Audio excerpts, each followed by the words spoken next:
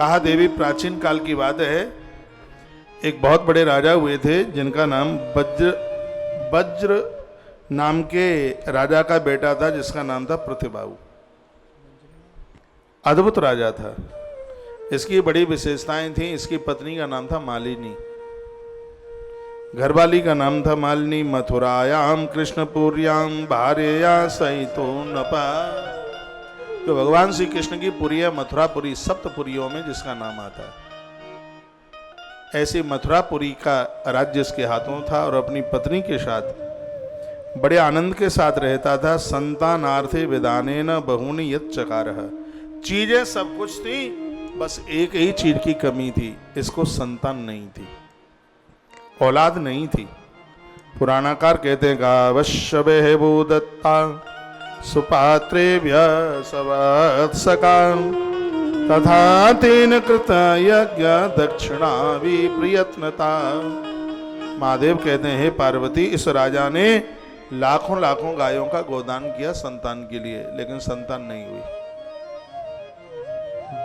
सुपाते बिरस वत्सका, जो गैया लेने के दान लेने की पात्रता में थे, बछड़ा और बछिए की ब्याई हुई गैया इसने लाखों गैया ब्राह्मणों को दान में दी। तथा तेन कृता यज्ञ दक्षिणा भी प्रयत्नता। संतान प्राप्ति के लिए बहुत बड़े बड़े यज्ञ किए और बहुत बड़ी बड़ी दक्षिणाएं ब्राह्मणों को दी गई, लेकिन इतने पर भी संतान नहीं हुई। सुन लो मतलब की कथा, ये बोर नहीं करेगी, विभोर कर देगी, ऐसी कथा है। गर्ग संहिता ग्रंथ, यदि इसको तल्लीनता शालीनता के साथ सुन लिया गया तो कथा आनंद कर देगी। का इतना सब कुछ करने के बाद भी कोई संतान नहीं हुई। गुरुवो ब्राह्मणा देवा पूजिता भोजनेर्धनै पुत्रो न जात तस्तपीत चिंता तुरो भवेत्। का ब्राह्मण को सभी जीव का गुरु कहा गया है।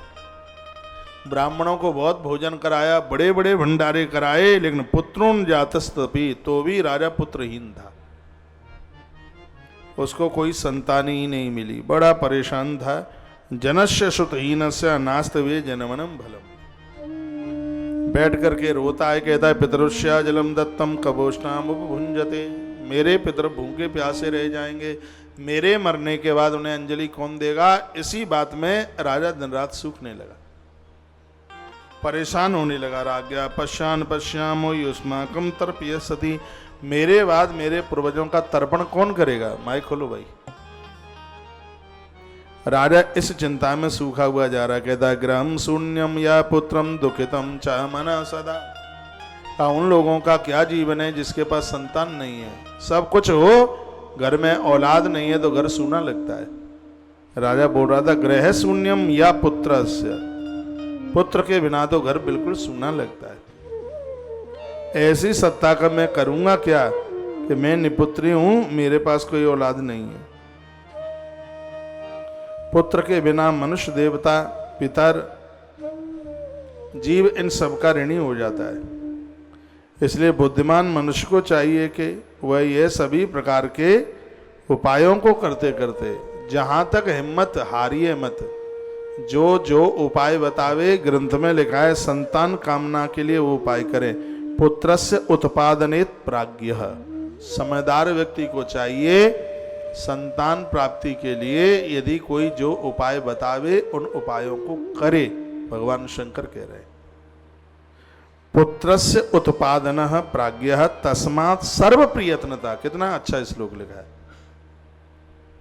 कोई बतावे, जितने प्रयत्न बतावे उन प्रयत्नों को करे। इसमें लिखा ये नहीं कि भगवान ने हमारे भाग्य में कुछ लिखा ही नहीं है। शायद भगवान ने तुम्हारे भाग्य में यही लिखा हो कि गर्ग संहिता हरिवंश पुराण की कथा सुन लेना, बेटा हो जाएगा। हो सकता है भाग्य में ये लिख दिया हो। अब आप कहें वो तो जो उसने लिखा है वही होगा, हम तो हार गए। हो सकता है उसने भाग्य में ये भी तो लिख दिया होगा कि एक नारियल ले लेना व्यासपीठ का, उससे संतान हो जाएगी। ये भी तो हो सकता है कि उसने ये लिख दिया हो। जब आप लिखने के ही ऊपर चल रहे हैं तो ये भी तो हो सकता है कि उसने ये लिखा हो। ये कड़ी इस श्लोक की मुझे बहुत अच्छी लगी है।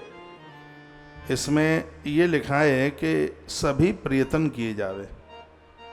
पुत्रः उत्पाद येत प्राज्ञा तस्मात् सर्व प्रियतनः।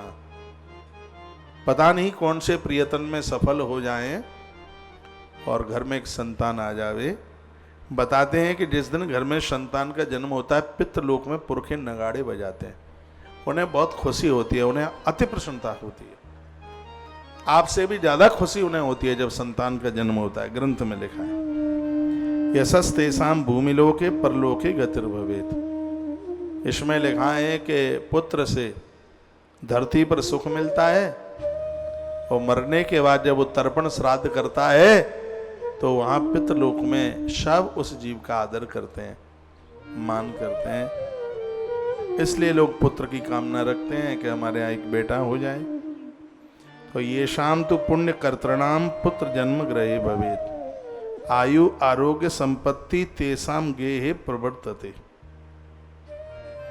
जैसे पुण्यशाली पुरुष के घर में पुत्र का जन्म होता है, इसमें तो लिखा है संतान पुण्यों से मिलती है, भाग्य से मिलती है। लिखा है उनके भवन में आयु आरोग्यता संपत्ति। जिनके घर में लायक पुत्र हैं उस घर में संपत्ति बाहर निकलने का नाम नहीं लेती, आयु बाहर निकलने का नाम नहीं लेती। इसलिए मैं कहता हूं आप अपने बेटों को थानेदार, कलेक्टर, इंस्पेक्टर क्या क्या बनाना चाहते हो, गर्ग संहिता की कथा कहती है अपने बेटों को भगवान का भक्त बना दो। क्योंकि जिस घर में भक्त रहते हैं उस घर की आयु बाहर जाने का नाम नहीं लेती, उस घर की संपत्ति बाहर जाने का नाम नहीं लेती, और उस घर का सम्मान भी बाहर निकलने का नाम नहीं लेता। जिसके घर में अच्छी संतान है, बढ़िया संतान।